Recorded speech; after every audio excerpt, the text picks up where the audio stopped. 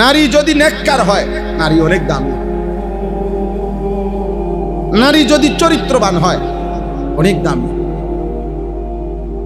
কোন মেয়ে যদি, মহিলা যদি পাক পবিত্র বলা হয়, ইজ্জতের হেফাজত করে, লজ্জাস্থানের হেফাজত করে, দেহের হেফাজত করে, যৌবনের হেফাজত করে, খোদার কসম ওই নারী পবিত্র।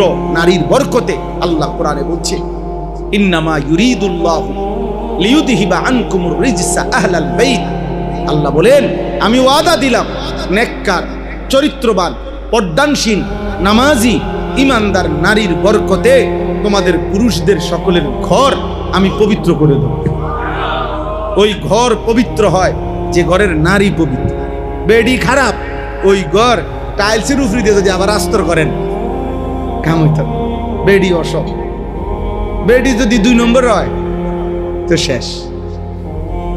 যার বউ, যার ঘরের মহিলা অসৎ, তার জীবন দুনিয়াতেই জাহান্নাম, তার জীবন শেষ।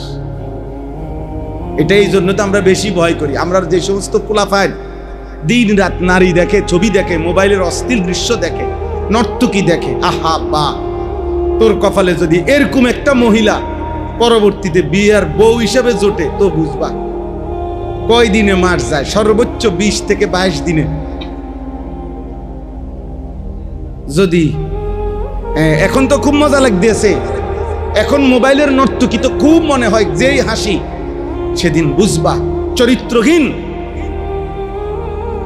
চরিত্রহীন নারী যদি তোমার কপালে জোটে, গড়ে আইয়ে, তো বুঝবা কয়দিনে মাস যায়, কয়দিনে সপ্তাহ যায়। দুনিয়া এরকম হাজার হাজার মানুষ আমাদের জীবনে আমরা দেখি। আমরা তো হুজুর, আমরা তো ওয়াজ করার কারণে বহু মানুষ আমগরে ভালোবাসে। কত মানুষের কত দুঃখের। কালকেও এক ভাই আমারে এরকম জড়াইয়া ধরে বলতেছে, হাতে ধরে, হুজুর পারিবারিক বন্ধন, পারিবারিক স্বামী স্ত্রীর পবিত্রতা, চরিত্র এদের জন্য ভালো থাকে, এ নিয়ে আরেকটু ওয়াজ করে। আমি আজকে কিতাব নিছি গাড়িতে, যে ঠিক আছে ভাই আমি আরো একটু পড়ি, আপনার বলমু। মানে আমগো বয়ান যেহেতু ওই যে ছেলেরা রেকর্ড করে, তো এগুলো তো আবার দেয় না।